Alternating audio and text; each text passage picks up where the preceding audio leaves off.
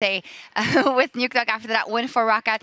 He was touching on the fact, Nukeduck, well, we do fall behind early, and you were saying, actually, ROCCAT chooses a comp and don't understand initially what they're supposed to do with it and kind of just catch on later. I mean, they usually start out with junglers having some kind of early pressure, but like as soon as like this early mid-game hits, they have this somewhat of a right idea, but they don't really follow up on that. We saw that a couple of times when they tried to siege top, for example, and try to get priority to that. Like, just make the game easy for yourself. Like, you have Caitlyn, you just go mid with Annie. Like, have her first share XP with Caitlyn instead of Cassidy. Like, allow the mid push to actually translate into top side control. Then get a slow push going. Rotate on the slow push the turret. It is that easy, but ROCCAT is making the game hard for themselves, and I don't know why. I always see glimpses of greatness in them, but it's just like they have the ingredients, but like they just need the right cook, basically. They just need the right cook. Let's take a look at a replay that's also a snippet of brilliance. Let's get that up off the screen. You were especially vocal about Vander's play in this one. It's not the longest clip, but it does show how strong he is. Yeah, Rest roll the clip. You see ROCCAT starting in Drake. They basically have a bad position, honestly. But due to Fender reacting beautifully to, first of all, the Jarvan possible EQ steal, the Lysandra basically EQ engage and EQR engage. Like, he just reacted so beautifully to it and basically allowed this team to get the Drake going. And afterwards, like that play seemed to be some kind of catalyst for the following sieges and actually control of the game.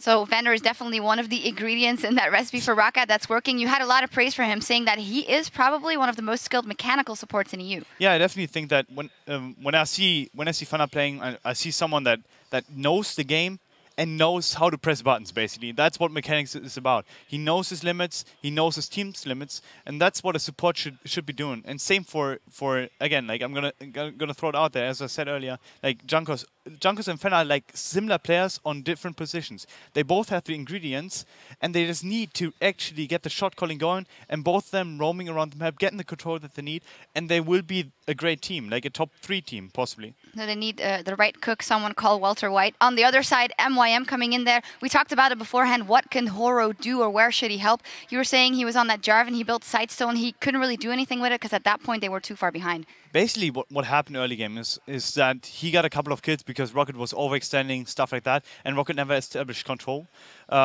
He was in the position to do something, but due to how the shot calling is non-existent on MMM, I'm just gonna say that like that. They have no shot calling whatsoever. He will not gain control with that Sightstone. So what MYM is relying upon, in my opinion, is basically like just stacking items and hope for the best. Like, and especially Horo is someone that has been getting early kills 24/7. Like, honestly, he should take away any kind of affiliation with a team right now and basically say, I'm going to build items, I'm going to try to carry solo queue mode. Because quite frankly, MYM has nothing going for them right now. That is a harsh thing to say, seeing how you said one of the main things that junglers have to get rid of when they come from solo queue to LCS is to become more selfless. In this case, there's nothing else that could help. Yeah, because quite frankly, it seems to be a solo queue game for them. Like, I don't know what the issues are, but the shot calling that they wanted to actually adapt to and like help coming in, which are the reasons why they made roster changes in the off season, it's not happening. They seem to be getting worse at that than before. Well, not a kind of a grim outlook for MYM. We need to step away for a moment, but when we return, we'll hear from the coach of the Copenhagen Wolves before they face off against the Unicorns of Love. And as we go, let's see how they LCS in Belgrade, Serbia. This photo comes to us from @ShowMeISD. Remember, you can share our photos with @LL Esports and be sure to include the hashtag LCS. Looking cozy over there, guys. Because I'm happy, sing along if you feel like happiness is the truth. Because I'm happy. A lot of damage has been taken by ROCCAT. They're trying to peel this off. Oh, it's going to get secured. Horo goes in. He goes down. Mimer, though, teleport around the back. Mimer looking for Jankos. Now it is Nisbeth getting blown up. Woolite is getting a big kill. Mimer in some trouble. Horo, Jankos going down the shutdown. Maybe MYM can find something here. They do take the Baron, but they might pay for this one now. Rales gets evaporated. There's still minions on the base. That's going to be GG. It goes to ROCCAT. They come out ahead over MeetYourMakers.